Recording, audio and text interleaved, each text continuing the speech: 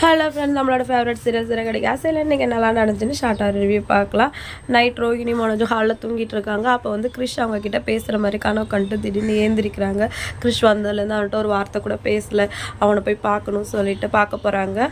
அப்போ மீனாவும் அவங்க அம்மாவுக்கு நடுவில் கிறிஷ் படுத்துட்ருக்கான். திடீர்னு ஏஞ்சி அம்மான்னு கூப்பிட்றா. மீனை வந்து சமாதானப்படுத்தி தூங்க வைக்கிறாங்க. இதை பார்த்துட்டு ரோஹிணி ஃபீல் பண்ணிட்டு போயிடுறாங்க. அடுத்து வித்யா கால் பண்ணி இந்த ப்ராப்ளம் பற்றி சொல்கிறாங்க. ஐயோ, எப்போ பார்த்தாலும் எப்படி உங்கள் அம்மாவும் கிறிஷும் வந்து அந்த மீனாமுத்து கண்ணிலே படுறாங்க அப்படின்னு சொல்லிட்டு வித்யா கேட்குறாங்க. என் தலையெழுத்து.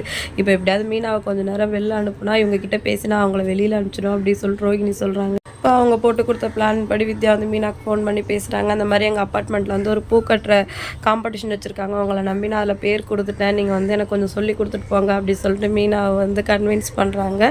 சரி சொல்லிட்டு மீனாவும் வரேன்னு சொல்லிட்டு ஒத்துக்கிறாங்க. போகும்போதே முத்து எங்கே போகிறேன்னு கேட்குறாங்க. இந்த மாதிரி வித்யா வர சொன்னாங்க சொன்னதுக்கு அதே ஒரு கேடியாச்சு, அது பேச்சை கேட்டுட்டு போறியா அப்படின்னு சொல்லிட்டு முத்து வந்து கேட்குறாரு. அவள் போனாலும் இவன் போக விட மாட்டான் போல இருக்கே அப்படின்னு சொல்லிட்டு ரோஹிணி ஒளிஞ்சு நின்று பார்த்துட்ருக்காங்க. சரி ஒரு வழியாக போ, ஆனால் நான் வந்து சந்தேகம் வந்து ஃபோன் பண்ணேன்னா நீ உடனே திரும்பி வந்துடணும் அப்படின்னு சொல்லிட்டு முத்து வந்து அனுப்பிச்சி வச்சிடுறாரு. ஏன் இந்த கேடி ஃபோன் பண்ணான்னு தெரியலையே அப்படின்ட்டு யோசிச்சுட்டே உள்ளே போகிறாரு.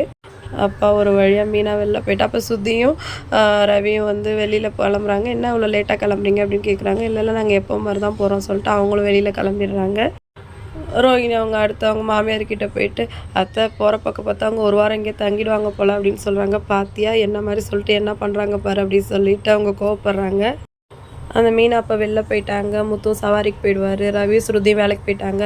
மாமா மட்டும்தான் இருக்கார். மாமா நீங்கள் எங்கேயாவது கொஞ்ச நேரம் கூட்டிகிட்டு போயிட்டிங்கன்னா வீட்டில் யாருமே இல்லை அப்படிங்கிறதுலேயே அவங்க கிளம்பி போயிடுவாங்க. அப்படி இல்லைனா கூட நான் பேசி அனுப்பிச்சிடுவேன் அப்படி சொல்லிட்டு விஜயா வந்து கன்வின்ஸ் பண்ணுறாங்க. சரின்னு சொல்லிவிட்டு விஜயா வந்து அண்ணாமலை சாரை நம்ம கோயிலுக்கு போகலாம் அப்படின்னு சொல்லிட்டு கிளம்புங்க அப்படின்னு சொல்கிறாங்க.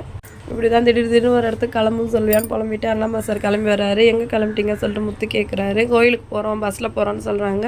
பஸ்லலாம் போக வேணாம், என் கூட காரில் வாங்க சொல்லிட்டு முத்து சொல்கிறாரு. இவங்க கூடலாம் என்னால் வர முடியாது, வாங்க நம்ம போகலான்னு சொல்லிட்டு விஜயா கூப்பிட்றாங்க. பஸ்ஸில் போனால் இவங்க தான்ப்பா சந்தோஷமாக இருப்பீங்க, உனக்கு சரியாக வராது அப்படின்னு சொல்லிட்டு முத்து சொல்கிறாரு. சரிடா போய் கிளம்பி வா அப்படின்னு சொல்லிட்டு அண்ணாமலை சார் முத்தை கிளம்பி வர சொல்கிறாரு. இன்றைக்கி எபிசோடு தானே முடிஞ்சிடுச்சு. நாளைக்கு என்ன நடக்கும் அப்படிங்கிறதுல ரோஹிணியை பார்த்து கிறிஷ் வந்து அத்தை நீ தான் எங்கள் அம்மாவா அப்படின்னு சொல்லிட்டு கேட்குறான். இதோட முடிச்சுட்டாங்க. நாளைக்கு என்ன நடக்குது அப்படின்னு சொல்லிட்டு வெயிட் பண்ணி பார்க்கலாம். வீடியோ பிடிச்சா லைக் பண்ணிக்கோங்க. இன்னொரு வீடியோவில் மீட் பண்ணலாம். டாடா பாய்.